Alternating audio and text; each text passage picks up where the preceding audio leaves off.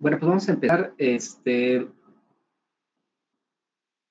alguna duda hasta el momento lo que hemos visto de las funciones renales?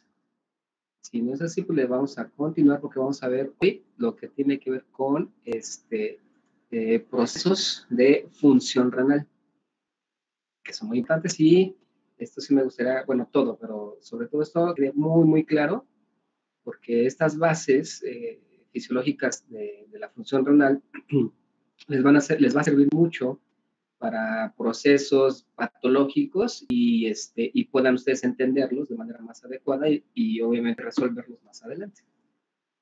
Entonces, voy a compartir la pantalla. Permítanme.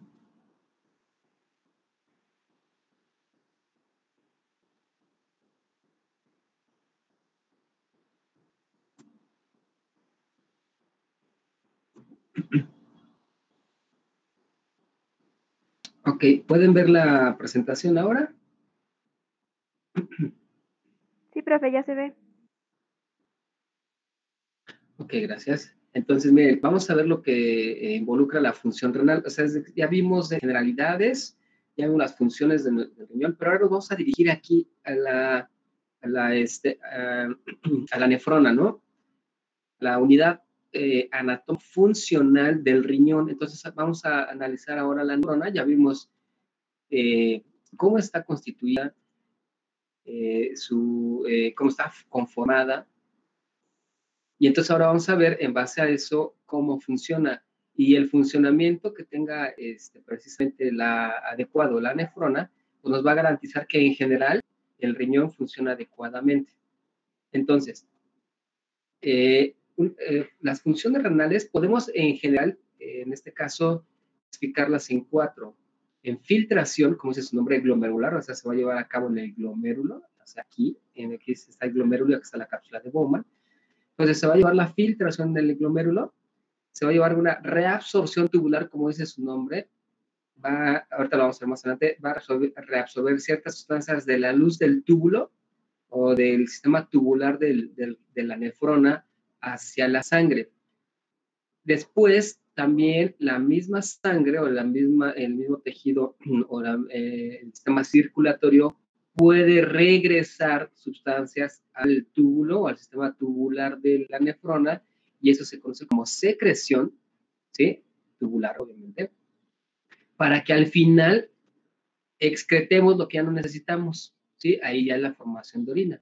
Entonces son 4 funciones: filtración, reabsorción, secreción y excreción, las cuales vamos a ver a continuación. Bien, en esta imagen. Vean, esta imagen la pueden encontrar en Guyton y es muy, muy didáctica.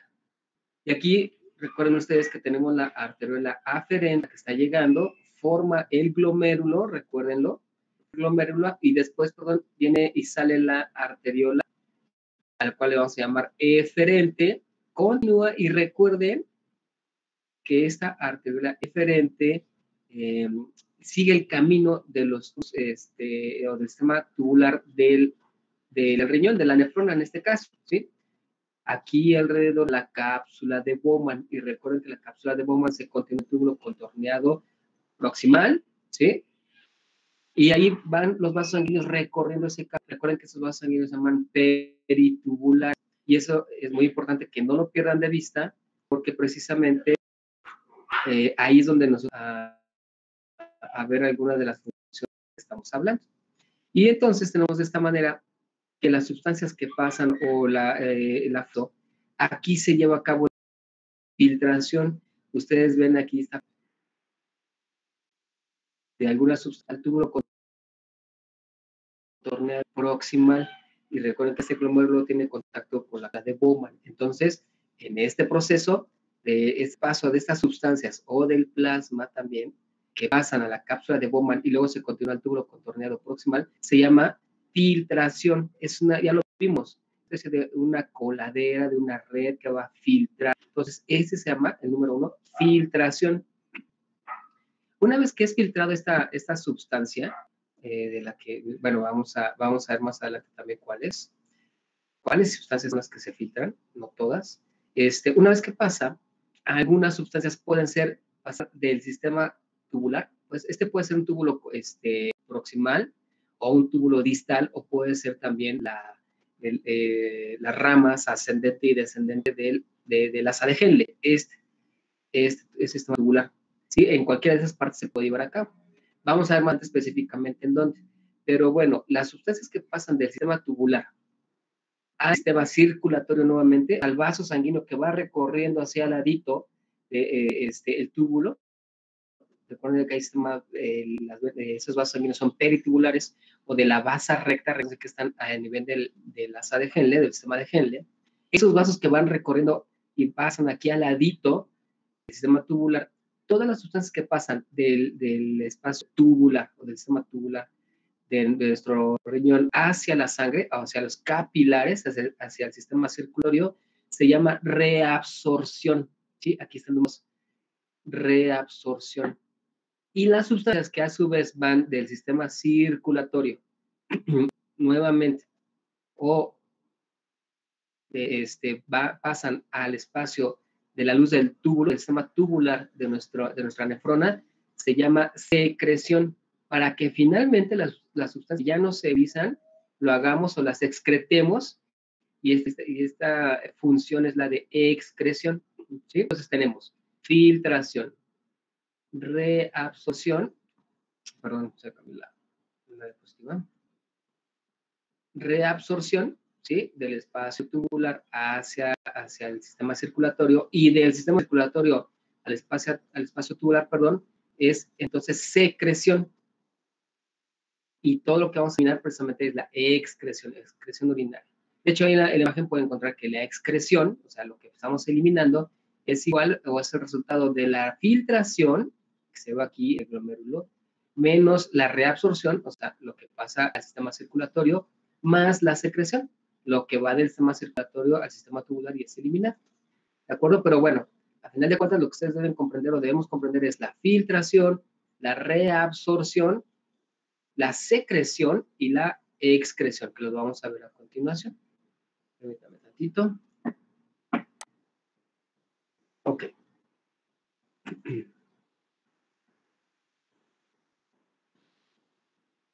Entonces, aquí, en esta, ¿sí pueden ver la imagen? Ahí lo voy a resumir cómo es todo este proceso. ¿Sí logran verlo, la presentación? Sí, profe. Ok, bueno, entonces, aquí está el glomérulo. Esta es la articulación con el apuntador y del mouse. Bueno, permítame, ahorita seguimos. Esto es la arteriola aferente, glomérulo arterial eferente. Vean las flechas cómo sigue la circulación, y ese es un vaso peritubular. Esa es mi cápsula de Bowman y ese es mi túbulo contorneado, ya sea proximal, que ahí es donde va a llevar más este proceso de reabsorción, pero puede ser el túbulo contorneado distal o la asa de Henle. Esto que ven de colores, estas esferas, son sustancias. Entonces, vamos a seguir la que es de color morado. Pues todas las sustancias que pasen por aquí, recuerden ustedes que la sangre, como ya lo vimos, tiene una porción líquida, ¿sí? Que es el plasma. Aquí el plasma también se va a filtrar, ¿sí? Lo vamos a ver. Y ahorita vamos a referir también a sustancias de la sangre, que en este caso eran sustancias de bajo peso molecular, electrolitos, por ejemplo. Hay sustancias que no pueden pasar. Pero cuando esto sucede, si nosotros seguimos esta esfera o esta sustancia de color morado, vean el camino que lleva.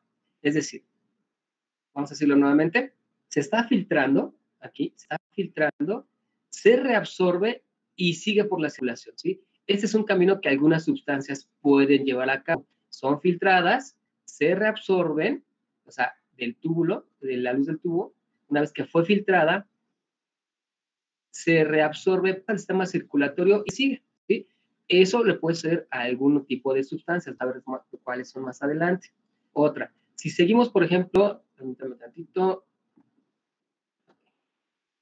seguimos ahora la segunda esfera en el esquema, que es color azul. Fíjense bien, aquí está filtrando, se reabsorbió, se secretó y se excretó.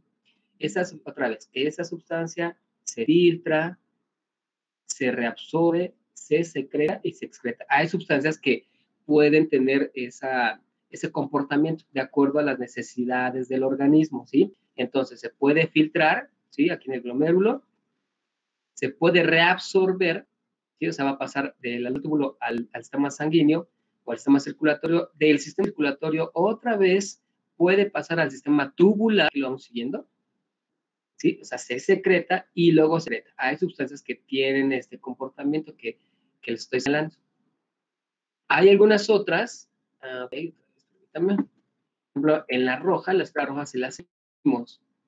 Igualmente, pasa por el glomérulo, se filtra esa sustancia, pero ya no se reabsorbe ni se secreta, así como se filtró, que es la de color rojo, así como se filtró, se excreta. Hay sustancias que debemos nosotros excretarlas en cuanto se filtran. Por ejemplo, la creatinina, ¿sí? Entonces, se filtró, ya no se reabsorbe porque no la ocupamos, ni obviamente tampoco hay secreción, y se tiene que eliminar, se tiene que excretar, ¿sí?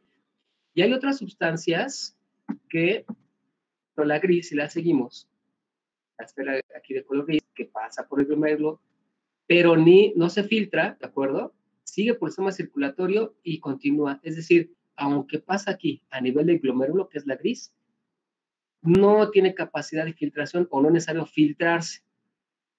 Entonces sigue todo el camino circulatorio. Obviamente no hay reabsorción, no hay secreción, o sea, no se regresa aquí al sistema tubular y no se excreta. Entonces hay sustancias, por ejemplo, como proteínas de alto peso molecular, que no son filtradas. Al no ser filtradas, entonces se siguen todo el sistema circulatorio, ¿de acuerdo? Y continúan a donde deben de llegar. Y hay otras sustancias, por ejemplo, la esfera negra, que pasan igual por el glomérulo, la arteriola eferente, arteriola eferente, continúan por los peritubulares y se secreta, ¿sí? No se filtró. Tampoco, si no se filtra, no hay reabsorción, recuerden eso, que es el siguiente proceso. Si no hay filtración, lógicamente no hay reabsorción, pero sí se puede secretar. Puede pasar otra vez al sistema tubular y se elimina. Hay sustancias que eso lo pueden hacer. Entonces aquí estamos viendo el comportamiento de cómo las diferentes sustancias o partículas que pasan por el glomérulo, que vienen a través de la circulación, pueden ser filtradas, pueden ser reabsorbidas, pueden ser secretadas o excretadas, ¿no? Llevar todo el proceso. Pero hay unas que nada más son filtradas y tienen que ser excretadas. O hay unas que son filtradas, son reabsorbidas y nada más.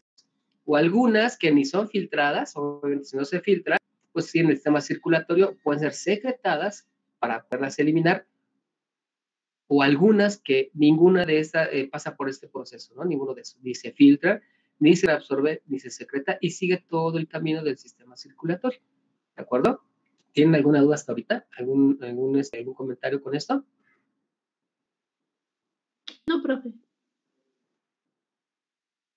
Bien, entonces, esta imagen ya lo vimos anteriormente, es para que nosotros nos quede más claro cada vez lo que es este proceso, ¿no? Entonces vamos a ver la filtración. Recuerden que la filtración se lleva aquí, en el globo, y todo eso que ven alrededor es la cápsula de Bowman. Que hay un espacio donde se está llevando todo ese proceso de filtración, y lo que se filtra, pues obviamente ya pasa al túbulo contorneado proximal. Y aquí está el sistema de filtración, es la red que les he comentado anteriormente, que va a ser precisamente la función de dejar pasar algunas sustancias y algunas no las deja pasar. Entonces, vamos a ver aquí, esta semana en este video, precisamente aquí tienen ustedes al riñón. Ahí estamos viendo cómo nos vamos aproximando precisamente al glomérulo, ¿sí? Ahí está. Entonces, vean bien, esto que está así como este globo semitransparente es la cápsula de Bowman. Y ya dentro de la cápsula de Bowman se puede identificar aquí el glomérulo, que es la parte circulatoria. La arteriola aferente, lo que está llegando, lo que se va a filtrar y luego sale como la arteriola eferente. Y vean cómo pasan o están en contacto con el sistema tubular de la nefrona. Y eso es para llevar los otros procesos que hemos mencionado. Y ahí, como vieron, se va a llevar a cabo, permítanme, voy a regresar un poquito. Aquí se va a llevar a cabo la filtración. Perdón.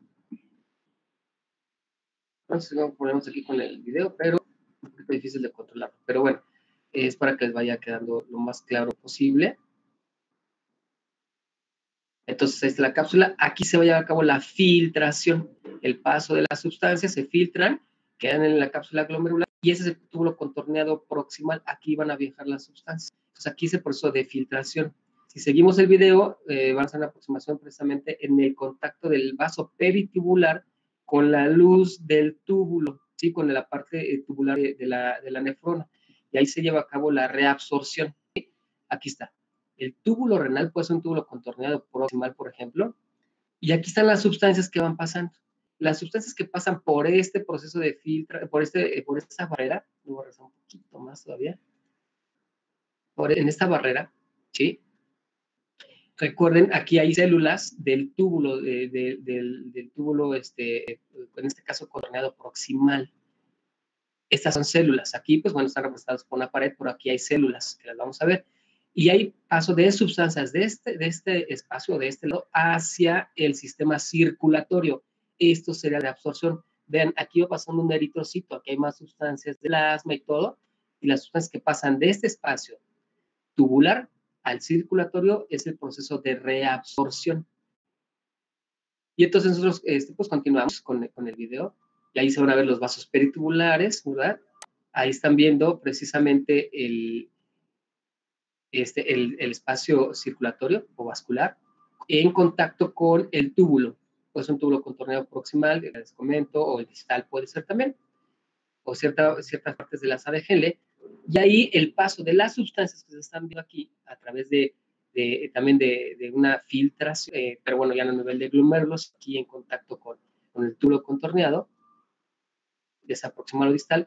Esas sustancias que pasan para acá se llama secreción, y aquí es el espacio donde se va a empezar a formar la orina.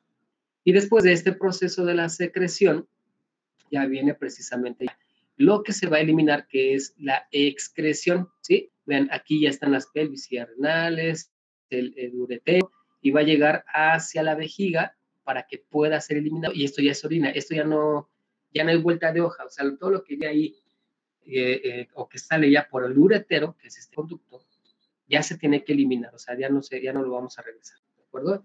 Y ese ya es el proceso de la excreción. Ok, ahora, déjenme ponerles otro video ahora. ¿Tienen alguna duda hasta el momento? No, profe. Ahora, bueno, vamos a continuar. Y en ese video igual vuelven a ver su cápsula aquí glomerular, perdón, la cápsula de Bowman, el glomérulo. Y entonces ahora vamos a ver el proceso como tal de la filtración. Entonces, aquí, déjenme regresarles.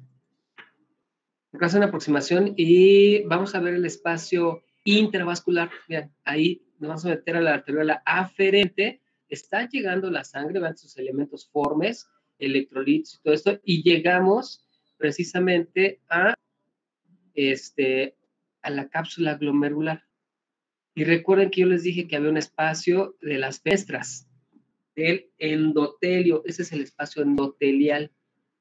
Normalmente mide de 50 a 100 nanómetros, perdón, este espacio. Todas las partículas que tengan este rango van a pasar. Las que sean mayores a este rango no van a pasar, más de 100 nanómetros. Bien, pero también, esa es una parte, aquí está la membrana basal, esa es la membrana basal que también forma parte de ese filtro, ¿de acuerdo? Entonces, recuerda que la membrana basal está junto con el endotelio. Las formas que ven aquí arriba están representando a los podocitos, recuerden que son células especializadas que les he comentado. Y ahí, ese espacio que ustedes ven, déjenme pasar un poquito. Ok. Ahí el espacio es más reducido todavía. Se reduce hasta 40 nanómetros. Entonces, si algunas partículas pasaron por aquí, pues bueno, cuando llegan aquí pueden atorarse, ¿no? Porque tiene un espacio menor, es de 40 nanómetros. Entonces, todo lo que sea entre 40 y 100 nanómetros puede estar pasando libremente sin ninguna alteración. Pero existe otro sistema. Este es, digamos que un sistema físico, ¿no? Un sistema mecánico. Hay un sistema electrostático, que ahorita lo vamos a ver, que eso se aplica porque hay proteínas que pueden pasar por aquí, si tomamos en cuenta nada más estos espacios que les estoy comentando, pero que porque tienen una carga positiva, entonces lo que aquí este endotelio, esta parte del glomérulo, tiene carga negativa. Perdón, les dije hace rato positiva, me equivoqué, discúlpenme. Es una carga negativa. Entonces, ¿qué pasa? Como este endotelio tiene una carga, sus células tienen una carga negativa, todas las sustancias, y en particular las proteínas que tienen una carga también negativa, entonces se van a repeler. Puede ser que sí, puedan, tamaño por nanómetros, sean pequeñas, son de bajo peso molecular. Y sí, eso nos puede generar que puedan pasar, otra vez les voy a poner ¿no? Que puedan pasar por ese espacio que les estoy comentando. Pero como hay una carga negativa del endotelio vascular, ¿sí? O sea, ahí en el glomérulo, entonces, aunque esas proteínas son de bajo peso molecular, ¿sí? No van a pasar porque tienen una carga negativa, y como que esa carga negativa aquí, entonces son repelidas, son rechazadas, y ese es un sistema por el cual también es un sistema de filtración, no las deja pasar, ¿de acuerdo? Hay padecimientos o alteraciones donde cambia esta carga de negativa, se vuelve positiva, y entonces ahí sí deja pasar las proteínas que tengan carga negativa, y como tienen un tamaño menor a este, pues empiezan a pasar, por ejemplo, la albúmina. Entonces, si se pierde esta barrera, la albúmina en este caso, que es un ejemplo, entonces pasa y se empieza a filtrar. Hay un rango normal de filtración, pero cuando se rebasan estos rangos, entonces se empieza a causar daño renal y nosotros lo conocemos como albuminuria, se está eliminando albúmina. Y si vemos albuminuria más allá de lo normal, que lo reporta en un laboratorio, pues entonces estamos pensando que aquí, su mente se ve aquí, que en el glomérulo, donde se va a cabo el proceso de la filtración, hay un problema. ¿Sí? Y puede ser porque hubo una carga aquí de las cargas eléctricas o electrostáticas, una alteración, y entonces está pasando, ¿no? Obviamente hay más.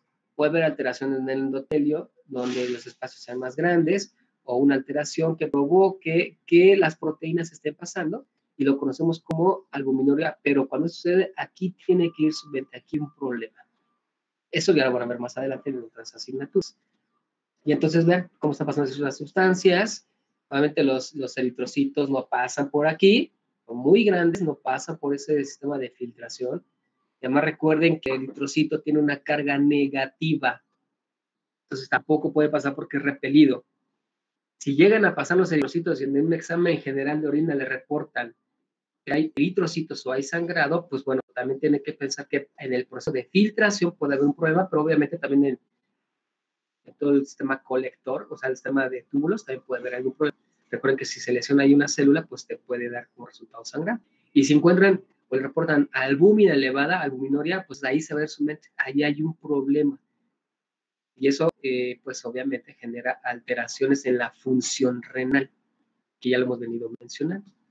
¿De acuerdo? ¿Tienen alguna duda, alguna pregunta hasta el momento?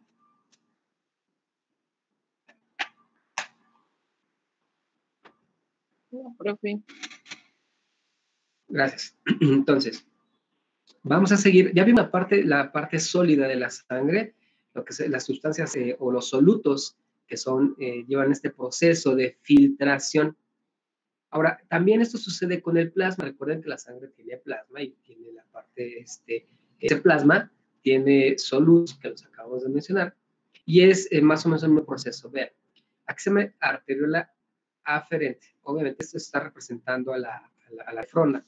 Aquí está mi cápsula de Bowman, aquí está el glomérulo, la parte vascular, ¿sí? Arteriola aferente y la eferente. Y aquí está mi capilar peritubular, ¿sí? O sea, contorneado distal o proximal. Entonces, ahí lleva una función. Cuando pasa la sangre por aquí, ¿sí? Aquí me voy a referir al plasma, ¿sí? La parte líquida. Bueno, también va a haber una filtración del plasma, ¿sí? Recuerden que el plasma, su mayoría, es agua. Ya hablamos de la parte sólida del plasma, de los solutos. Ahora estamos hablando de la parte líquida del plasma, que es, en su mayoría, ustedes lo saben, agua. Entonces, este plasma, esta agua que está pasando por aquí, que se está filtrando, ¿sí? Lleva este proceso de filtración, de tal manera que del 100% que está llegando aquí de plasma, ¿no? Del volumen plasmático aquí, se va a filtrar el 20%. El resto, el 80%, sigue el camino de la arteriola eferente y de la peritubular. Este porcentaje del 20% que se filtró, ¿sí? Lo conocemos como factor de filtración. Y esto equivale a que nuestro factor de filtración tenga una tasa, o sea, una cantidad de filtración de ese plasma de 125 mililitros por minuto. Es la función, o con esto nosotros tenemos como parámetro, que debe estar filtrando mi nefrona, o sea, aquí en el glóbulo, se debe estar filtrando 125 mililitros por minuto aproximadamente. Eso quiere decir que son aproximadamente 180 litros por día. Eso es lo que está haciendo cada riñón. Y si seguimos aquí con este volumen de que fue el 20% que se filtró, que está aquí en el tubo contorneado proximal. Bueno, de este 20%, el 19% se reabsorbe, otra vez pasa al espacio vascular, va hacia el tubo, hacia el capilar peritubular, pasa del espacio tubular hacia el espacio intravascular. Y solamente o menos del 1% de este volumen, ¿sí? Que se filtró, es excretado, ¿sí? Es decir, que a final de cuentas, del 100% que está llegando aquí al glomérulo, se recupera el 99% o un poquito más para que vuelva a estar en el espacio vascular y solo se elimina el 1%.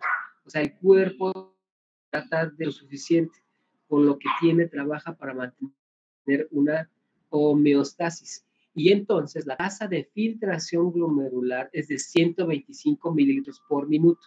Esto es lo que aproximadamente debe estar nuestro riñón, o bueno, nuestra nefrona o nuestro glomérulo en este proceso de filtración, debe ser de 125. Menos a esto, digo, hay parámetros, pero menos a esto, estaríamos hablando entonces de una alteración en la tasa de filtración glomerular y hay padecimientos que disminuyen la tasa de filtración glomerular. Y si está disminuida la tasa de filtración glomerular, entonces tenemos a nivel renal que nos puede traer obviamente alteraciones o padecimientos a otros órganos también, ¿sí? Entonces eso es importante que también lo tengan muy presente. Y el flujo sanguíneo renal, o sea, la cantidad de sangre que llega aquí, al glomérulo llega con una presión. Recuerden que este viene de la aorta, entonces viene con una presión. Y la presión normalmente que debe estar aquí, presente en el glomérulo para llevar a cabo la filtración y garantizar este proceso de filtración, es de 90 hasta 160 milímetros de mercurio de la presión arterial, sí, de presión arterial. O sea, aquí en este rango debe estar llegando con esta presión, también dependiendo de las necesidades de nuestro organismo, de 90 a 160 milímetros de mercurio aquí en el glomérulo, para que pueda llevar a cabo el proceso de filtración. Entonces, ¿qué quiere decir esto? Que para que el riñón regule ese rango de 90 a 160 milímetros de mercurio, depende de la arteriola aferente y de la arteriola eferente. ¿Qué quiere decir con esto?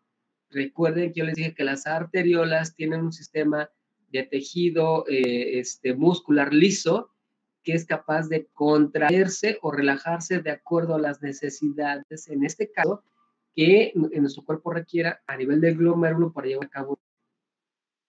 Entonces, la arteriola eferente y la aferente pueden relajarse o contraerse para regular la presión que está aquí en el glomérulo, que de 90 a 160 milímetros de mercurio, y mi tasa de filtración se mantenga alrededor de 125 mililitros por minuto.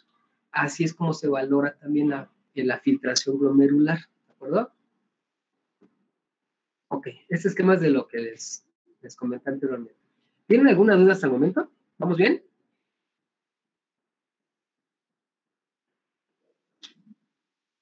Sí, profe, todo bien. Okay. Ahora, les voy a platicar de la carga tubular. O sea, la carga tubular, sí. Yo tengo una duda. Entonces, ¿para qué se reabsorbe y luego se secreta? O sea, ¿cuál es como que el chiste de que se mande a la arteriola, a los vasos, bueno, a los vasos del tubo de la arteria eferente y luego se regrese al túbulo proximal? O sea, solamente pasa porque sí. Ah, ok. Eso no pasa porque sí. Ahí precisamente, qué bueno que lo preguntas, lo vamos a ver más adelante. Porque precisamente ya vieron que hablamos de la hormona antidiurética, ¿sí? Recuerden que la hormona antidiurética en un momento dado va a reabsorber agua, ya lo vamos a retomar más adelante, para que regrese agua del espacio vascular, del espacio tubular, de la luz del túbulo, hacia la sangre, para que se retenga agua, que no se elimine. Pero también esa agua requiere de sodio, ¿sí? Entonces, ese sodio porque ya vamos a diferentes sustancias, en el caso del sodio, se puede filtrar, se puede reabsorber, o sea, mandarlo al sistema vascular, pero cuando se requiere que sea eliminado, por ejemplo, que tú tienes mucho sodio, entonces la sangre lo regresa al sistema tubular para que lo secrete. Entonces ya pasó por una reabsorción, ya se fue al sistema vascular.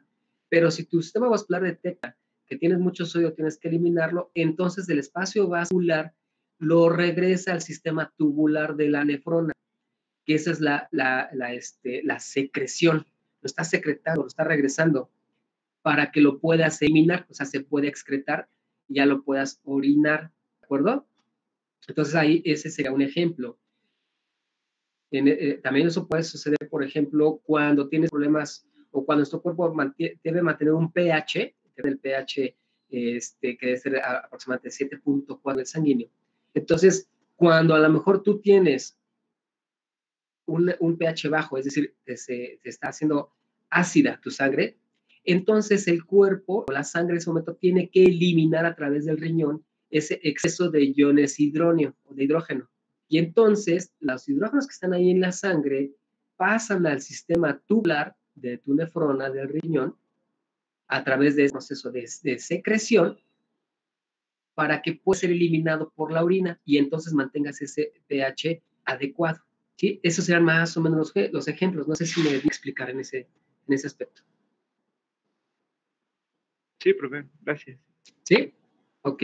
Y son diferentes sustancias, ¿eh? O sea, son muchas, pero sea lo más, por ejemplo, más claro que nos pudiera quedar para comprenderlo.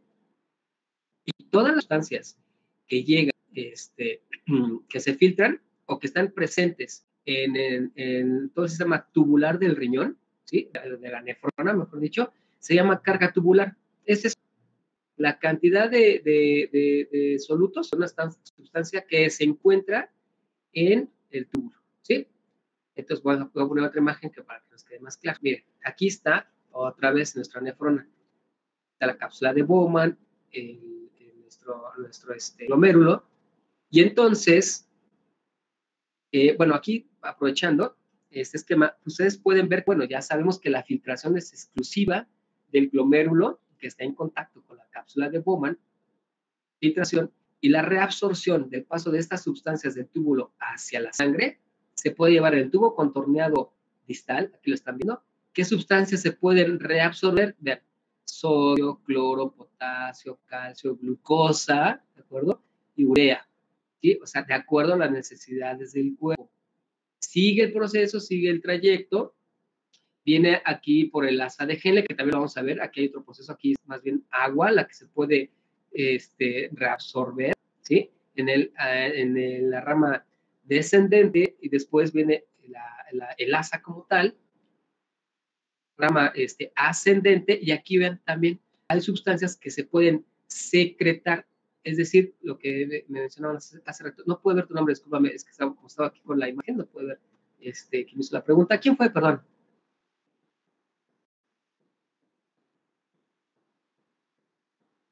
¿Quién me preguntó hace ratito? ¿Quién, perdón? No escuché.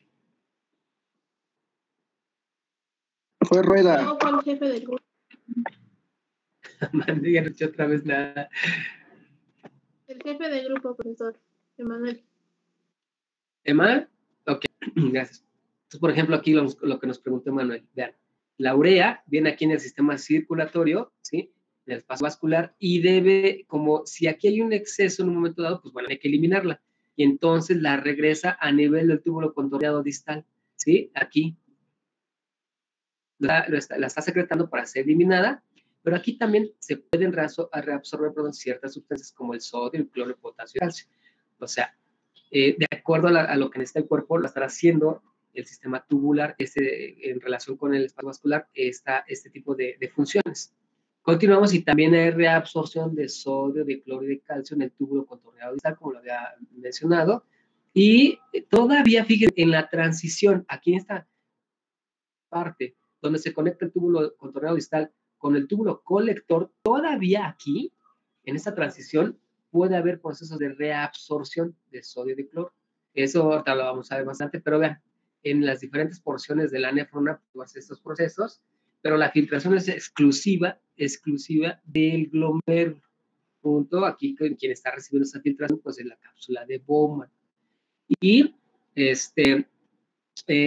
bueno, vamos a darle seguimiento a la diapositiva, donde se va el 60% de la reabsorción de lo que estamos hablando, es aquí, en el túbulo contorneado proximal. El resto, el 40%, pues es en las demás partes que hemos hablado de la nefrona. Y eso se lleva a cabo porque las células que están aquí en el túbulo proximal, que son estas, aquí hay un borde que parece una alfombra, si ustedes ven aquí en la luz del tubo, es un borde en cepillo. O sea, son digitaciones que tienen las células para precisamente poder aumentar la superficie de reabsorción.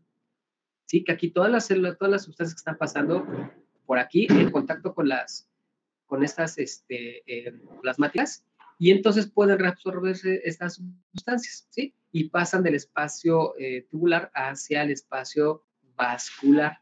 Eso es lo que representa el total de la reabsorción. Se lleva la mayoría aquí, en el túbulo contorneado proximal, el 60%. Y entonces la carga tubular es la cantidad de sustancias, si hablamos de una sola, que pasa de la sangre a los túbulos, aquí. Todo lo que tengamos aquí en los túbulos se llama carga tubular, como es su nombre, que es lo que está cargando el túbulo, es lo que tiene el túbulo dentro. Son términos que ustedes pueden encontrar en la literatura. Cuando les digan carga tubular, ok, es la cantidad de sustancia de sistema de mi nefrona, ¿sí? De este sistema tubular.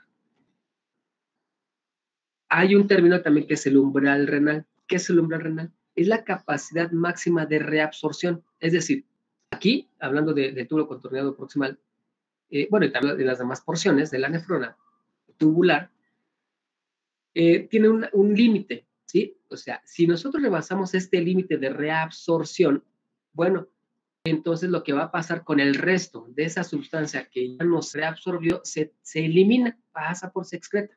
Todo esto se excreta y la detectas en orina.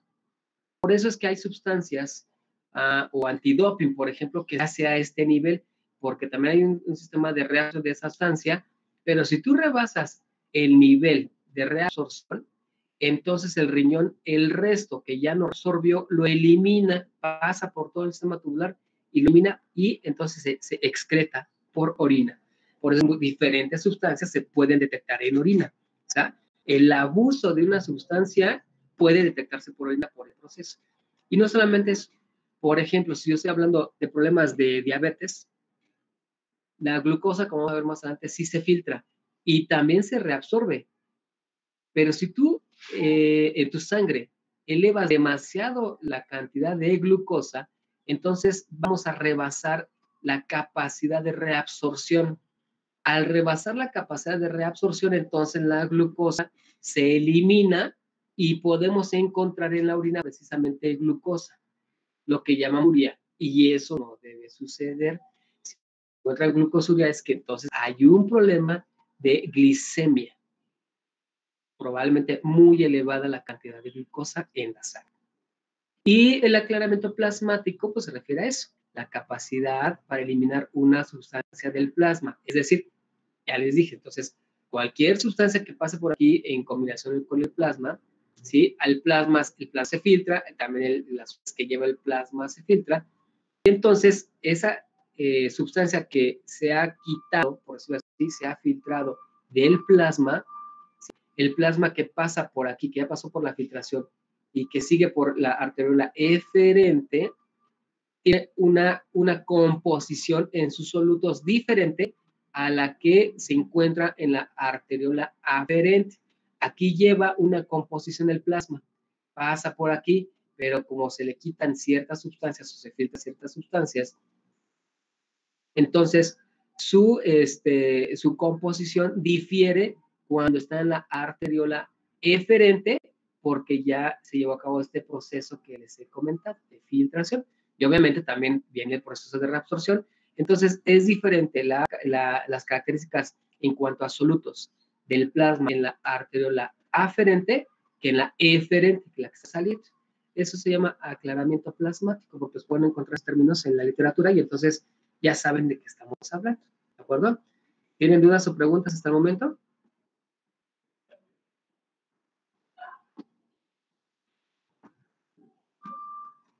No, profe. Gracias. Ajá. Entonces, miren, aquí en esta tabla estamos hablando de la carga tubular. Bueno, para que nos sea más didáctica y más fácil de comprender. No, por ejemplo, vámonos aquí con el sodio. El sodio se filtra, como lo vimos. Esta es la cantidad que se filtra. Considerando que ya comentamos el filtrado glomerular es de 125 mililitros por minuto. Entonces el sodio se filtra, ¿sí? Pasa del glomérulo hacia toda la parte tubular de la nefrona y se eliminan 0.13 miliequivalentes. Entonces la diferencia que existe del filtrado con la excreción se refiere a la cantidad de reabsorción de esta sustancia. Entonces, si se filtran esta cantidad de miliequivalentes y se elimina esta cantidad, quiere decir que se reabsorbe el 99.4 del sodio que se filtró, ¿sí? A eso se refiere. Vean, vamos con el ejemplo de la glucosa. La glucosa puede filtrarse y la capacidad de filtración es igual de 125 mililitros por minuto, y en esos 125 mililitros por minuto nosotros podemos filtrar 125 miligramos de glucosa, pero no se elimina, en la orina no debe existir glucosa. ¿Qué quiere decir? Que se reabsorbieron esos 125 miligramos, ¿sí? 125 miligramos se filtraron, 125 miligramos se reabsorbieron el 100%. No debe existir glucosa en la orina. Si existe glucosa en la orina, quiere decir que entonces la cantidad de glucosa, perdón, que está llegando aquí en el filtrado, o sea, que está pasando en la sangre, es más de 125. Puede ser 140, 160, 180, y entonces mi capacidad de reabsorción solo es de 125. Entonces, por arriba de esta cantidad, el riñón o la nefrona empieza a eliminar esa sustancia. Y entonces empieza a aparecer glucosa en la orina. Y así con los diferentes compuestos sólidos del plasma que estamos hablando, ¿no? La urea, la siguiente, déjame poner la siguiente tabla, ahí, por ejemplo. Aquí está la urea. Vean la urea.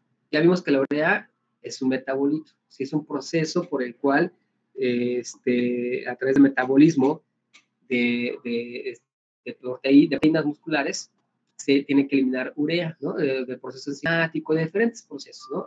Recuerden que la urea debe ser eliminada porque, de la sangre, porque si se eleva demasiado, pues puede ser tóxico. Y tenemos también el caso de la creatinina, que también es un metabolito de proteína muscular, ¿de acuerdo? Y entonces se filtra. En este caso de la creatinina existe un filtrado, ¿sí? Ese es por 24 horas, pero bueno, ya sabemos que por minuto son 125 mililitros. Entonces se filtra en cantidad de milimoles, 12 milimoles de creatinina se filtran. Los eliminados son excretados, o sea, esta creatinina ni se reabsorbe, ¿sí? Ya no hay reabsorción y tiene que ser eliminado. Así la cantidad que se filtra es la cantidad que debe ser eliminada, 12, ¿de acuerdo? Entonces, vean esta sustancia, lo que comentamos hace rato, esta no se reabsorbe, obviamente no es secretada, pues así como debe eliminarse, ¿de acuerdo? Y así pasa con las diferentes sustancias. Aquí está nuevamente la glucosa. Cuánto se filtra, se reabsorben esa cantidad que se filtró, no se excreta nada, ¿sí? Entonces quiere decir que se reabsorbió el 100%. En el caso de la creatinina, no hay reabsorción, debe ser eliminada, ¿de acuerdo? Entonces, todas las sustancias cursan por los procesos que mencionamos anteriormente. Vean aquí, por ejemplo, el bicarbonato, ¿sí? Se filtran 4900, se reabsorben porque ese se ocupa para el pH sanguíneo, ¿sí? Para mantener el pH sanguíneo, y por lo general no se excreta bicarbonato, ¿sí? Debe ser reabsorbido porque se ocupa para mantener el pH de la sangre de manera adecuada. Recuerden que los vasos sanguíneos que pasan por los túbulos contorneados, ¿sí? Precisamente tienen esa función, y entonces por eso es que nuestro riñón tiene que ver con la regulación también ácido-base, ¿sí? Con la regulación, vean, sodio, potasio, cloro, con la relación hidroelectrolítica. ¿Ya vieron todo lo que tiene que ver con la glucosa? Recuerden que lo vimos anteriormente, las funciones, con el ácido úrico, con la eliminación de metabolitos que en un momento dado, si aumentan en sangre y no son eliminados, entonces me va a causar problemas de toxificación, ¿de acuerdo? Y obviamente el agua también el agua va a depender de las necesidades que tengamos en el organismo. Si yo requiero que se quede agua en mi organismo, pues bueno, entonces se va a reabsorber más agua. Si no, entonces se va a excretar más agua, ¿sí? Para mantener ese equilibrio hidroelectrolítico de los que les he estado hablando. ¿Tienen alguna pregunta hasta el momento? ¿Alguna duda?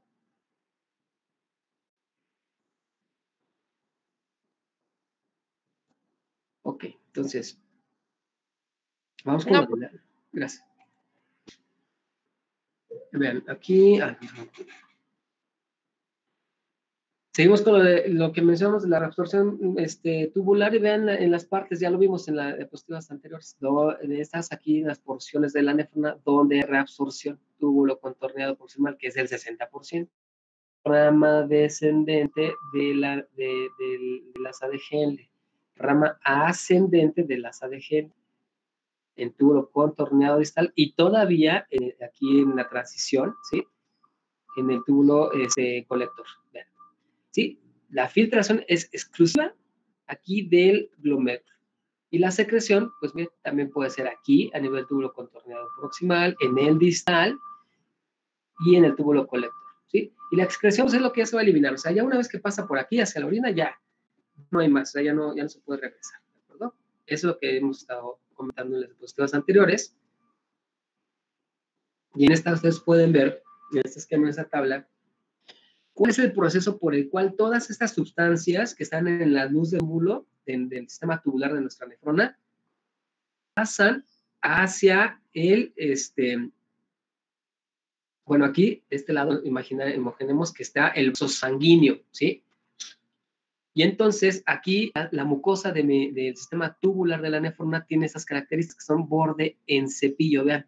Eso es para aumentar el proceso de filtración o la superficie de contacto con estas sustancias y puedan llevar este proceso. Entonces todas esas sustancias que están en la luz del túbulo pasan al sistema vascular por esos procesos, ¿Y qué procesos tengo yo? Bueno, tengo cotransporte, tengo transporte activo, difusión, transporte activo, difusión o mediado por acarreadores, que también te lo vamos a ver, mediado, aquí igual otra vez, mediado por acarreadores. Entonces, cada una de las sustancias tiene una forma de transporte para que pase de este extremo al extremo vascular, ¿de acuerdo? Entonces tenemos sodio, calcio, potasio, magnesio, hierro o fierro, cloro, yodo, bicarbonato, óxido o nitrógeno, fosfatos, sulfatos. Entonces todo eso es, pues precisamente las funciones tienen que ver con las funciones renales que hemos mencionado. Ahora, eso es lo mismo de las tablas anteriores que les he comentado, solo que las características de las células son diferentes. Esas células que están viendo aquí, que tiene borde en cepillo, son características del túbulo contorneado proximal. Ya, por ejemplo, la rama ascendente del asa de GL, ¿sí? O la descendente, igual que el túbulo contorneado distal, ya no tienen esas vellosidades, vean, tienen muy pocas vellosidades, ¿sí? O sea, borde en cepillo, que tienen el túbulo contorneado proximal. Por eso es que aquí se lleva a cabo la mayoría de la reabsorción a este nivel. El resto, que es el 40%, se lleva en todas las otras porciones que hemos platicado.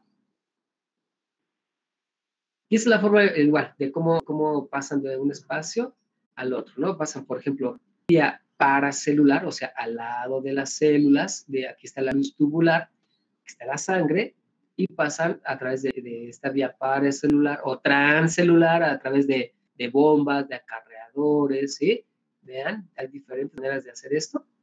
Y bueno, más antes le voy a dar también esos procesos. Vean, aquí hay bombas de sodio, potasio, ATPasa, cotransporta aquí, por ejemplo, el sodio, ¿sí? Entonces, hay muchas maneras en las cuales se va a llevar a cabo este proceso. Seguimos bueno, aparte de la absorción tubular, que se lleva en el túbulo contorneado proximal, en la mayoría, 60%, tiene otras funciones el túbulo contorneado proximal. Uno de ellos es la amoniogénesis, es decir, que mediante la utilización de glutamina como sustrato energético, aquí nosotros podemos también generar glucosa, ¿se acuerdan de eso? Que a través de algunos aminoácidos también se puede producir glucosa. Eso se llama gluconeogénesis. Ya hablamos también de la síntesis de vitamina D en la mitocondria del túbulo contorneado proximal, ¿sí? Contiene la enzima 1-alfa-hidroxilasa, es decir, le va a hidroxilar entonces el otro carbono, el número 1, ahí le va a poner, y entonces ya tenemos a vitamina D activa, 1,25 dihidroxicolecalciferol. Y también secreción de sólidos orgánicos a través de transportadores, como ya lo vimos, vasolaterales de aniones y cationes. Por ejemplo, bilis, ya vimos las sales, bueno, las sales como los uratos, sulfatos y fármacos. O sea, también ahí, a través de este proceso, se van a eliminar fármacos que nosotros estamos ingiriendo. Entonces, esas son otras funciones que también tiene el túbulo contorneado proximal. Y aquí está, bueno, es un ejemplo por el cual puede suceder esta. Entonces, en medio tenemos la luz del túbulo, el túbulo proximal. Aquí están las células con borde en cepillo, vean, el borde en cepillo, y tiene diferentes maneras para poder hacer este intercambio que hemos estado hablando, en este caso la reabsorción, las sustancias que van a pasar del espacio tubular hacia la sangre. Aquí están los vasos peritubulares que están pasando. Y entonces, por ejemplo, aquí vamos a hablar de algunos cotransportadores que dependen del sodio. Vean, hay sodio aquí, por ejemplo, aquí se reabsorbió sodio, acá está el glomérulo, aquí arriba está el glomérulo, se filtró sodio. Y el sodio puede ser reabsorbido hacia el vaso peritubular, hacia el vaso vascular, a través de esos cotransportadores. Entonces, si pasa sodio, pasan también aminoácidos, o sea, van juntos, por eso se llama cotransportador. Si pasa sodio, también pasa glucosa, vean, es un cotransportador. También si pasa sodio, pasa fosfato, es un cotransportador. Y esto se va a utilizar de acuerdo a las necesidades del organismo, ¿sí? Igual, aquí está lo que tiene que ver con el bicarbonato. Recuerden que aquí tenemos dióxido de carbono también en la orina, tenemos agua, todos los procesos metabólicos pasan por aquí. Y entonces pasa al espacio intracelular para formar bicarbonato, y el bicarbonato sale hacia el espacio vascular. aquí se va a ocupar el bicarbonato para procesos de ácido-base, para mantener el pH adecuado. Y está involucrado también los iones hidronio, y vean, otra vez el sodio. O sea, el sodio es muy importante en ese aspecto porque cuando entra, tiene cotransportados, o sea, tiene bombas que generan que si entra sodio en este caso, también salgan los iones hidronio o hidrógeno, que son ocupados a través del bicarbonato, que también existe aquí en la orina, se convierte en ácido carbónico, se neutraliza y se hace este proceso de manera cíclica para mantener un pH adecuado, aquí en la sangre y aquí en la orina, ¿de acuerdo? Eso ahorita como un ejemplo para que vayan viendo, que sí es algo, algo complejo, pero bueno, estamos tratando de hacerlo lo más adecuado posible para que tengamos conciencia de cómo está funcionando nuestro riñón. Bueno, ahora ya vimos ahorita la tracción, ya vimos el contorneado proximal, y ahorita les voy a hablar del asa de Henle. En general, el asa de Henle, como ustedes pueden ver en el esquema, ¿sí? Recuerden que el asa de Henle de algunas nefronas, todas las medulares, que se pegaditas a la médula, sus asas de Henle son muy grandes y penetran todo lo que es la médula en el riñón. Recuerden eso. Lo que está por arriba de estas pirámides, recuerden la anatomía del riñón, esas pirámides que se forman por arriba, estamos hablando de la corteza, y hacia abajo ya estamos hablando de la médula. Entonces, estas asas de Henle, la rama ascendente y la rama descendente, su asa como tal, penetran, ¿sí? Y ahí el papel que tiene el asa de Henle es separar solutos, ahorita lo vamos a ver, y agua. Eso es para mantener aquí un equilibrio, ahorita lo vamos a ver con más detalle, pero esa es su función, ¿sí? Separar solutos y también puede separar o quitar agua, o sea, hidratar o deshidratar si lo vemos desde ese punto de vista, o agregar o quitar solutos, ¿sí? Entonces, aquí lo vamos a ver en estas imágenes. Estas imágenes, dejan acordarme de qué libro es, uno de, por ahí tengo una bibliografía, no me acuerdo exactamente el autor, pero está muy didáctico. Entonces, vean, aquí está el túbulo contorneado proximal y aquí está la rama ascendente del asa de Henle, ¿sí? Entonces, aquí las R's están indicando que ahí se va a reabsorber. Y aquí la imagen nos dice que en esta parte de la rama descendente del asa de Henle, la que baja, solamente se reabsorbe agua, únicamente, solamente eso. ¿Por qué se reabsorbe agua aquí? Porque aquí existen unas proteínas en la membrana, en las células de este túbulo, que se llaman aquaporinas.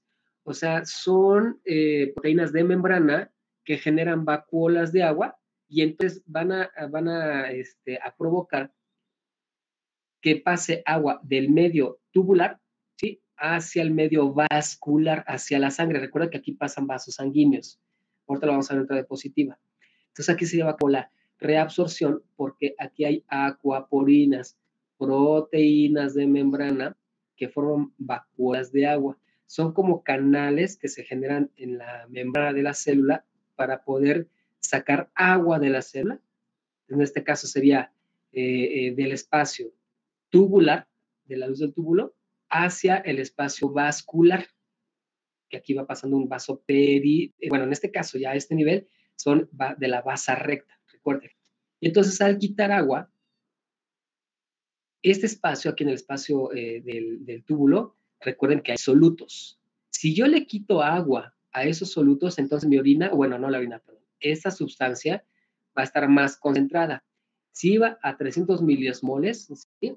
Bueno, si yo le quito agua, entonces los miliosmoles van a aumentar porque la cantidad de soluto que trae aquí, ¿sí?, van a tener menos agua porque se las estoy quitando. Y entonces aumenta la osmolaridad y de 300 puede pasar a 900. De tal manera que en el asa de Henle son ya 1200 miliosmoles. Vean, llegó con 300, entra, pero como se le quita agua a este espacio, se reabsorbe agua, queda a 1200. Bueno, aquí el asa de Henle ya no es permeable al agua. Ya no, aquí está cerrado, no hay aquaporinas, no hay nada, ahí está cerrado. Pero cuando la orina, perdón, discúlpeme, no es orina todavía, aquí orina es hasta acá, pero bueno, de repente se me va ahí la onda. Cuando esta sustancia que lleva agua y solutos todavía, pero ya la menos cantidad de agua, cuando va en la rama ascendente, la que sube, bueno, se van a reabsorber ahora solutos, iones. ¿Sí? Ya no hay aquí en estas paredes de la asa de gel en la rama ascendente, la que sube, ya no hay acuaporinas. Solamente existen aquí en la rama descendente. Entonces, como no existen acuaporinas, entonces ya en la que está aquí, ahí se queda, pero lo que se va a reabsorber son iones, o sea, son los solutos. Entonces van a pasar los solutos del espacio aquí del tubular hacia el espacio vascular, hacia la sangre, porque están pasando vasos sanguíneos, ¿de acuerdo? Y entonces, ok, pues como ya le quité solutos, entonces mi osmolaridad baja hasta 100.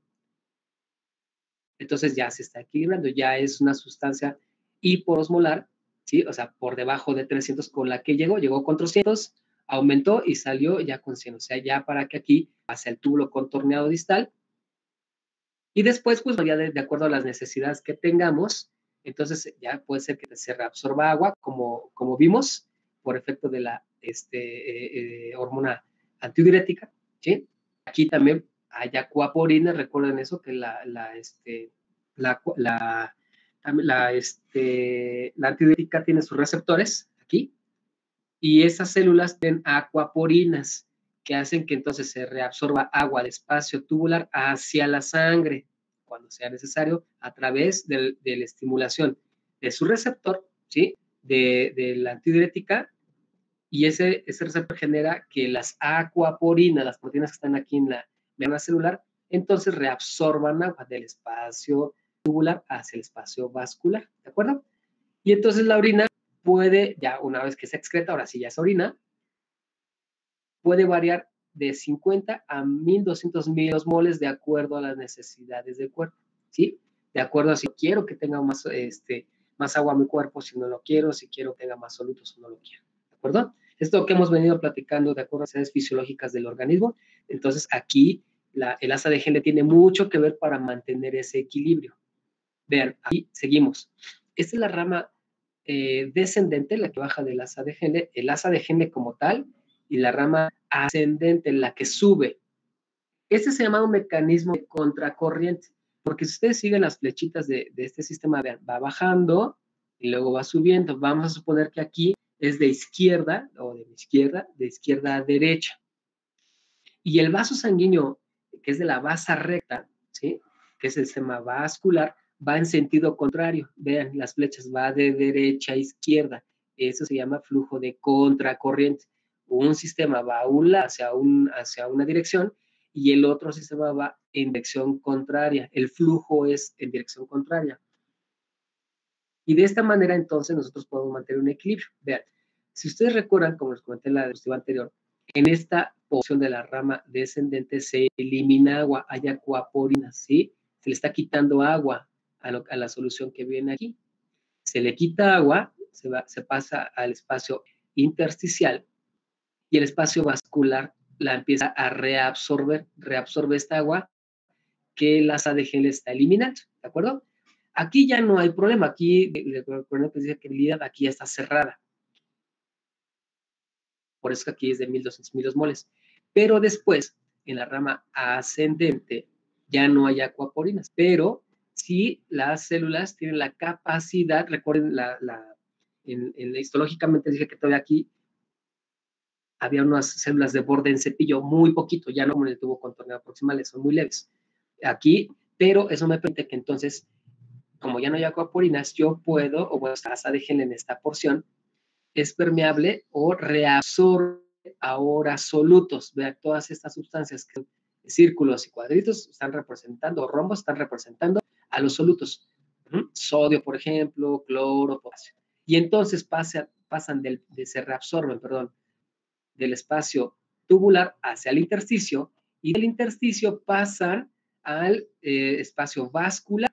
Y entonces aquí va llegando con 300 miliosmoles el flujo sanguíneo, de este 2 miliosmoles se encuentran dentro de la base recta, ¿sí? Aquí se llaman, pero como le está agregando, está aquí reabsorbiendo solutos que van del espacio tubular a espacio vascular, aumenta la osmolaridad. 300, 500, 600, 900 y 1200. Vean aquí, 1200. Todos tienen la misma osmolaridad. Pero cuando vaya siguiendo este camino, el vaso sanguíneo, aquí en esta porción se absorbe el agua que ha eliminado o que ha reabsorbido a este nivel, ¿sí? Las acuaporinas, y entonces la osmolaridad ahora va disminuyendo, se va diluyendo, entonces baja 900, 600, 500 y queda en 300.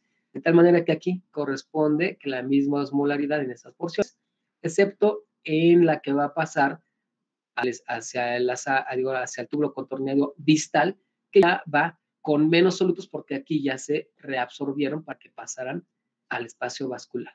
Y ese es el mecanismo de contracorriente que ustedes pueden leer en las literaturas o en los procesos o en algún libro.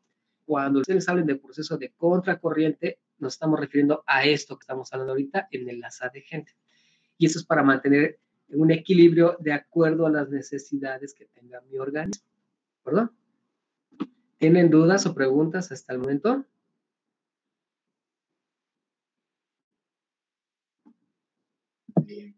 Creo que no. Ok. Bueno, ok. Aquí, bueno, eso de umbral renal ya lo tocamos, pero lo que les voy a comentar. Por ejemplo, en el caso de la glucosa, cuando los niveles en el plasma superan los 180 miligramos por decilitro, ya aparece en la.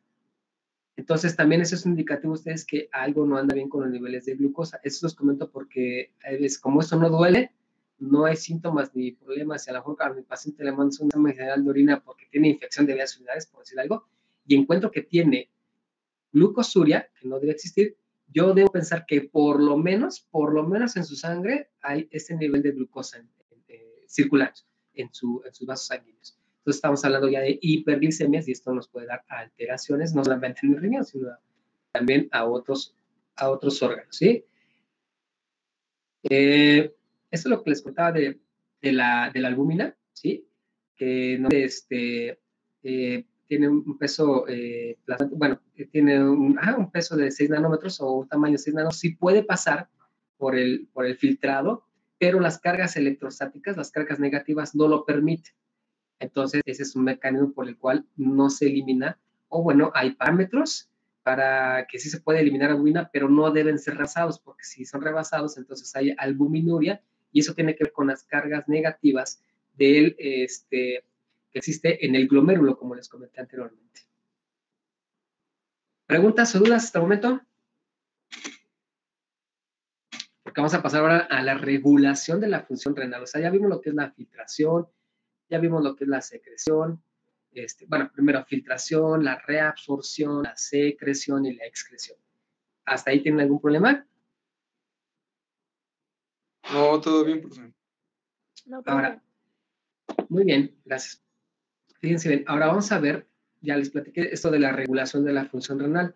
Recuerden que les comenté que en el glomérulo, debe existir más o menos de 90, en este rango de 90 a 160 milímetros de mercurio. A esa presión debe llegar la sangre. ¿Quién regula esta presión? Pues bueno, lo regula la arteriola aferente y la aferente, como lo vamos a ver, más vinculada a la aferente. ¿Sí? Aquí estamos representando la cápsula de Bowman, el glomérulo, la arteriola aferente y la arteriola eferente. Entonces, ¿qué sucede si aumenta la presión arterial? Aquí, por ejemplo, recuerden que viene de la aorta, ¿no? Y esa es una arteriola, pero esa acá viene de la aorta. Si viene la presión que ejerce el corazón a través del bombeo, ¿sí? Y aumenta, que sea muy intenso, entonces el riñón lo que hace es un reflejo miógeno, o sea, porque detecta una distensión más de lo normal, ¿no? Que está llegando de sangre por la arteriola aferente. Entonces, el reflejo que tiene la arteriola aferente es de contracción. Y genera contracción para que no llegue esa presión tan fuerte aquí. Por ejemplo, nosotros estamos corriendo, estamos en escaleras, escalando, por ejemplo, nuestra frecuencia cardíaca aumenta, la presión arterial. Entonces, nosotros vamos a garantizar que no llegue con tanta fuerza en el glomérulo para que no exista daño del glomérulo, porque puede dañar con una presión muy elevada. Entonces, si se contrae, bueno, pues disminuye la cantidad de sangre que está llegando y está cuidando que no aumente el rango de 160, no más de 160. Tiene que regularlo para que no exista daño. Al contrario, si disminuye la presión arterial, entonces aquí disminuye el flujo renal, y entonces lo que tiene que hacer el proceso acá, ahorita vamos a ver la otra imagen, es que mi arteriola eferente se contraiga para que permanezca más aquí la sangre, aumente la presión y se pueda filtrar, ¿de acuerdo? Entonces, mira, vamos a ver el siguiente ejemplo. Aquí está. Esa es mi arteriola aferente. Esa es mi arteriola eferente. Normalmente la resistencia en la arteriola eferente está aumentada y esto, aquí pasa la sangre, aquí viene mi arteriola, o bueno, aquí estamos simulando la circulación arterial. Entonces, esa es la aorta, viene la presión. Si la presión es muy elevada, entonces lo que tiene que hacer mi arteriola aferente es contraerse para que no llegue con tanta fuerza aquí y no me dañe entonces mi glomérulo, ¿sí? Y entonces eso genera que la presión aquí no sea tan elevada y se pueda llevar el índice de filtración glomerular. Aquí dice que está disminuido precisamente porque está protegiendo a mi glomérulo de una lesión generada o que pueda ser generada por un aumento en la presión aquí. No debe de haber un aumento de presión más de lo que les he comentado. Entonces genera que disminuya precisamente esta presión y bueno, todo se mantenga en un funcionamiento adecuado.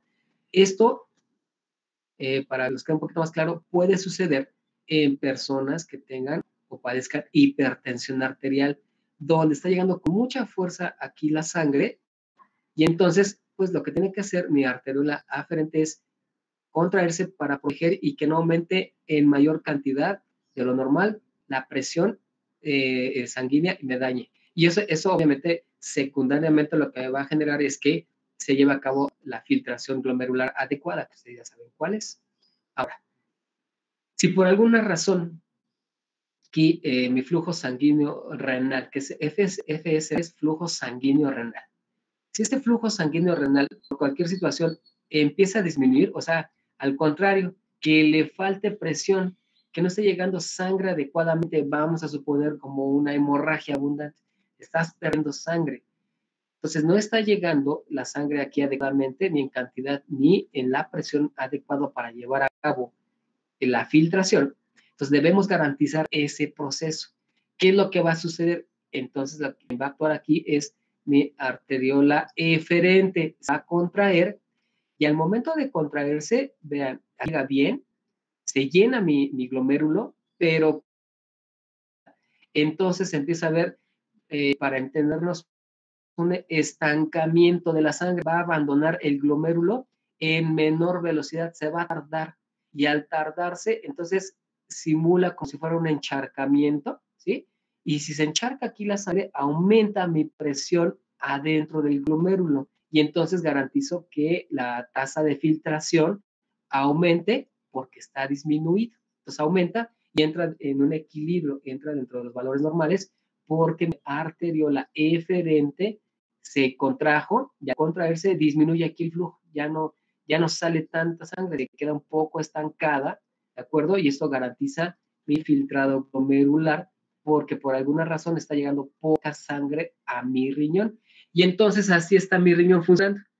Se contrae, se relaja, se contrae, se relaja para mantener esa homeostasis y eso lo hace todo el tiempo, en cada momento, para que no tengamos fallo renal por alguna alteración en la tasa de filtración glomerular desde este punto de vista. ¿De acuerdo? Son como dos llaves, una de entrada y una de salida. Se van a abrir o se van a cerrar de acuerdo a lo que necesitemos. Hagan de cuenta que, por ejemplo, tienen vamos a poner, un garrafón de agua, de electropura, ¿no? De 20 litros, y tienen una llave de entrada y una llave de salida. Entonces, ustedes deben mantener precisamente ese garrafón en un rango, o sea, no debe estar menos de 3/4 de llenado. Entonces, tienen dos llaves. Si ustedes notan que ese garrafón de electropura ya está por debajo de los 3/4, entonces abren la llave a la que le llega agua, que será la arteriola aferente.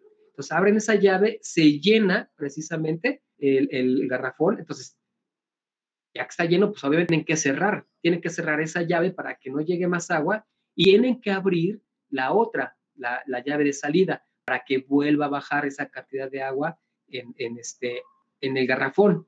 Porque si yo dejo que llegue más agua, ¿no?, y no abro la llave de salida, ese garrafón se va a derramar, se puede romper, se puede explotar. Más o menos pasa algo así con el riñón. Debe mantener ese equilibrio porque está en contacto, está recibiendo sangre, ¿de acuerdo? Que viene también de la aorta, ¿sí? Como ya hemos visto anteriormente, y entonces debe mantener ese flujo sanguíneo adecuado para llevar las funciones renales. En este caso, vas directamente con el filtrado glomerular. ¿Vamos bien hasta el momento? Sí, profe. Bien. Pues eso se llama reflejo miógeno. ¿Sí? Entonces, cuando la arteria eferente se contrae,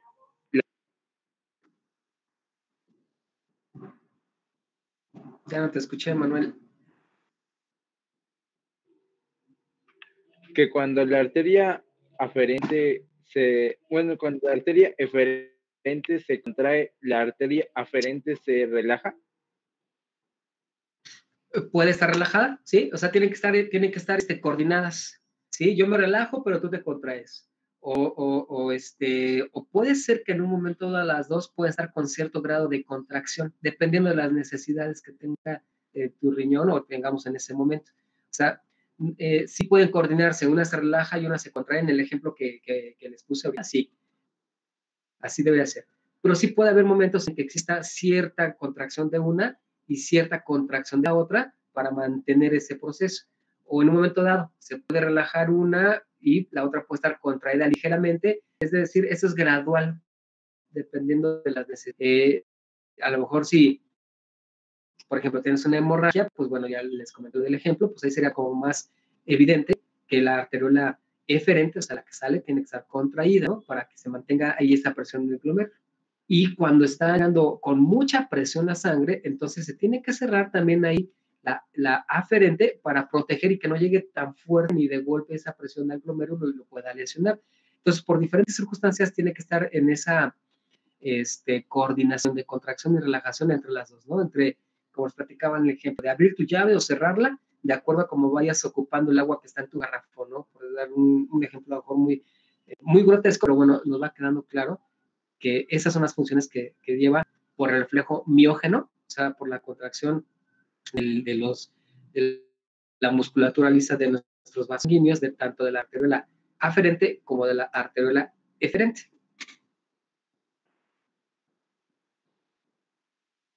Y no sé si quedó Sí, gracias. claro, Manuel, ¿sí? ¿No? A ti. Entonces, bueno, eso es lo que estamos con respecto al reflejo miógeno, ¿sí? Pero también vamos a hablar de la retroalimentación glomerular, que es precisamente ahora otro sistema donde está involucrado el aparato yuxtaglomerular que habíamos hablado, ¿sí?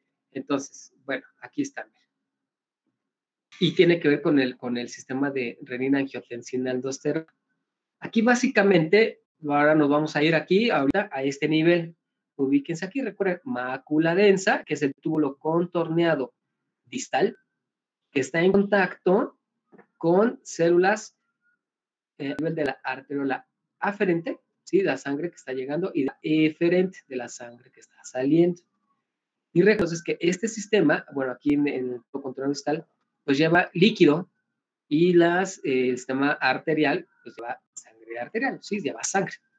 Entonces, si por cualquier circunstancia, como dice aquí en la imagen, hay un descenso de la presión o la perfusión renal, o sea, de la relación con la cantidad de sangre y con la presión de la sangre, si están disminuidas, o del volumen extracelular, ¿sí?, o sea, que se detecta aquí alguna alteración, entonces se echa a andar un mecanismo, ¿sí?, que esto lo detecta precisamente la vasculatura, como estamos hablando de la aferente y la aferente, más todavía la arteriola aferente, porque es la sangre que está llegando, como es la que llega, pues detecta si hay disminución de la presión, si hay disminución del volumen, lo detecta.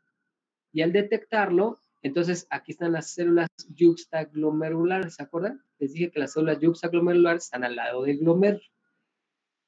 En esas células yuxtaglomerulares se recibe la información de que hay poco volumen aquí, ¿sí? De flujo, poca presión también, y entonces se produce renina, ¿sí? Ahorita vamos a ver qué es la renina. Aquí se produce la renina en respuesta a una disminución del volumen sanguíneo o de la perfusión y presión arterial. Ahí se está detectando.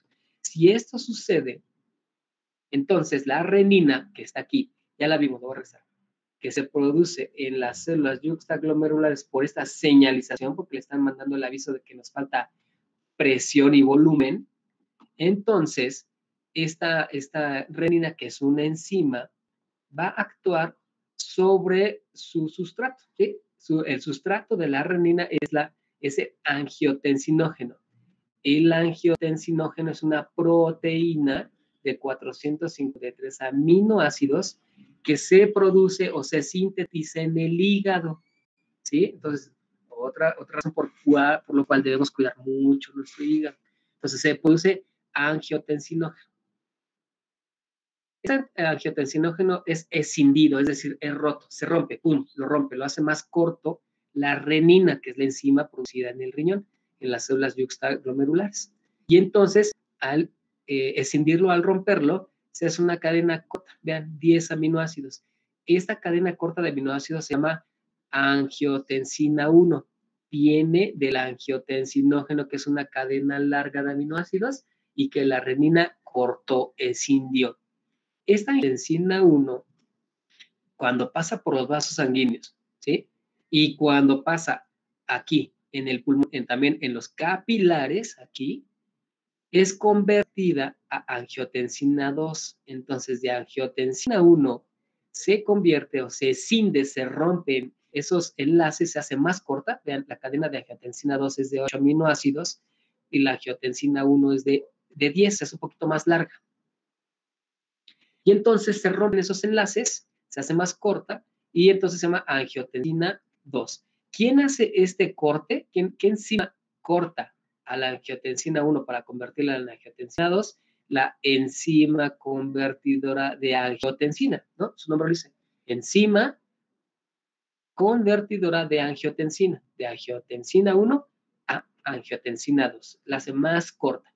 Se encuentra en el endotelio y también se encuentra aquí, a nivel pulmonar, en el endotelio obviamente también. Esta angiotensina 2 es la forma activa, ¿sí? Entonces, esta angiotensina va a tener efectos sobre el aparato cardiovascular, que ya lo vimos, ¿sí? Que a través de receptores AT2 también van a generar una vasoconstricción y un aumento de la frecuencia cardíaca. No tan elevada, pero sí. Genera más una vasoconstricción, ¿sí? Esta vasoconstricción, recuerden que también es a nivel periférico y entonces aumenta la presión arterial. Ya estoy compensando la disminución de la presión que estaba detectando mi riñón con la que estaba llegando la sangre y entonces ya hubo aumento de la presión arterial. O también al haber una vasoconstricción, recuerden que nos ayuda para el volumen vascular. También el volumen vascular cuando está disminuido, disminuye la presión. Entonces también esto genera que existir vasoconstricción, aumenta mi presión arterial, ¿sí? Ahora, también tiene un efecto esta angiotensina, no solamente el aparato cardiovascular, sí aumenta ligeramente mi frecuencia cardíaca, aumenta la vasoconstricción, pero también tiene un efecto sobre la corteza suprarrenal, o bueno, la glándula suprarrenal, que está precisamente arriba del riñón. Recuerden, esta glándula que se encuentra como un gorro arriba del riñón, estimula la corteza y se produce aldosterona. La aldosterona es una hormona que va a tener un efecto sobre el riñón nuevamente. ¿Qué es lo que va a hacer? Va a haber una retención de sal y de agua, ahorita lo vamos a ver, para que si yo tengo una vasoconstricción y retengo agua, ya no tengo pérdida de agua. Y retengo sal, recuerden que el sodio también, hacia donde va el sodio va el agua, entonces la arterial aumente y mi volumen vascular, ¿sí? A través de la retención de agua a nivel vascular también aumente el volumen, porque recuerden que la disminución del volumen sanguíneo también genera todo este proceso. Y entonces al aumentar la presión arterial, al aumentar el volumen vascular, bueno, pues ya estoy equilibrado Y entonces esta es cuando aumenta la presión, una retroalimentación negativa y manda la señalización para que ya no se produzca más renina. Ya estoy bien, ya no quiero más renina porque ya mi presión y mi volumen sanguíneo están normales, ya no hay problema. ¿De acuerdo?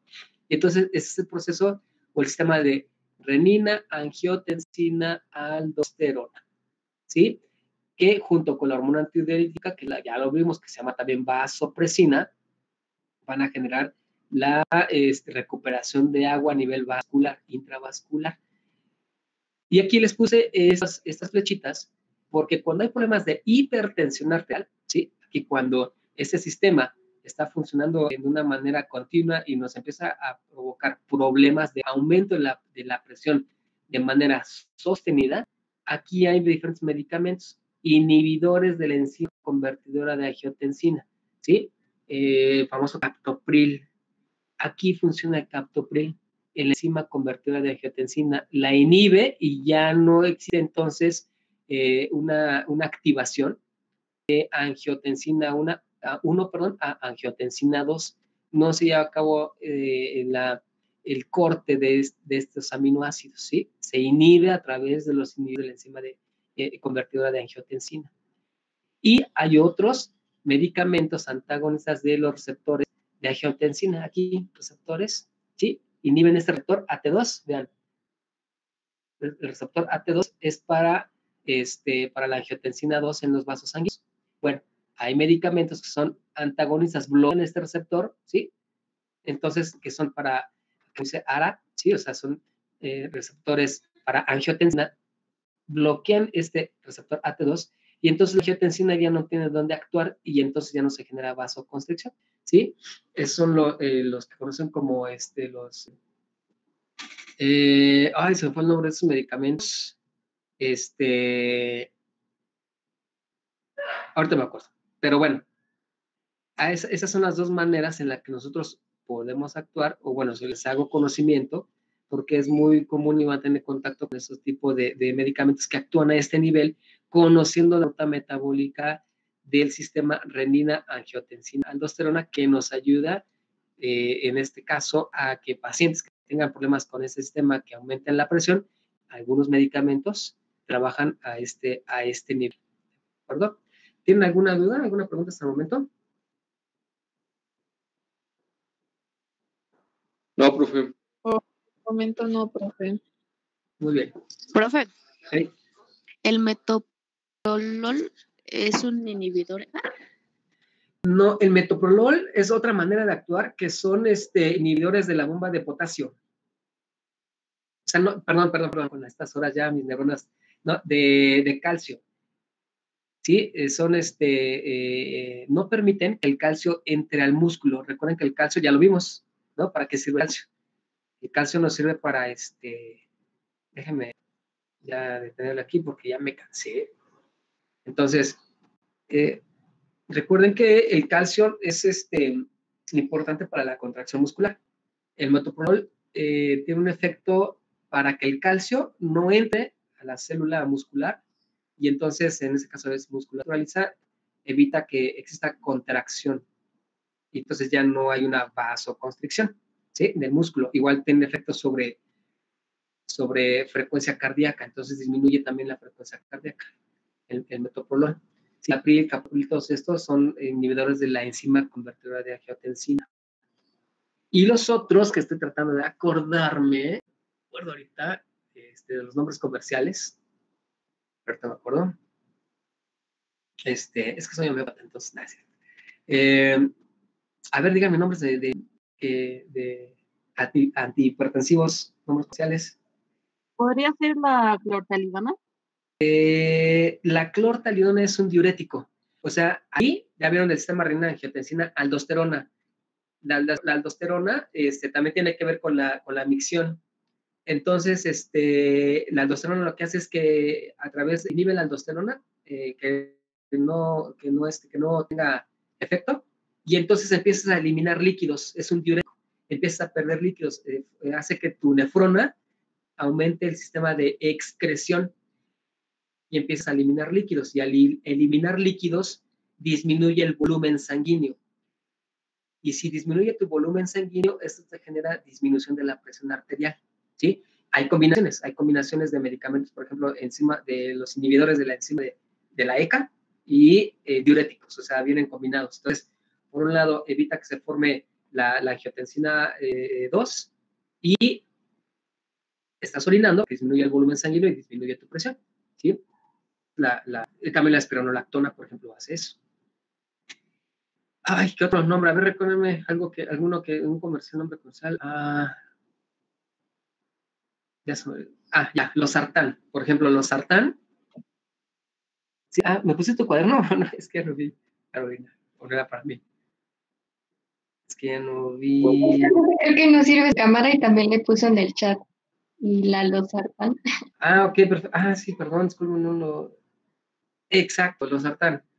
Sí, el losartán también es el losartán, todos que acaban en tan. Son inhibidores, son ARA2, inhibidores de los receptores para angiotensina, que ya lo vimos dónde. Entonces, esos son los medicamentos que se pueden ocupar, ¿no? Tomando en consideración esta ruta metabólica de la renina, angiotensina, aldosterona. ¿Ok? Ok. ¿Tienen alguna duda, alguna pregunta?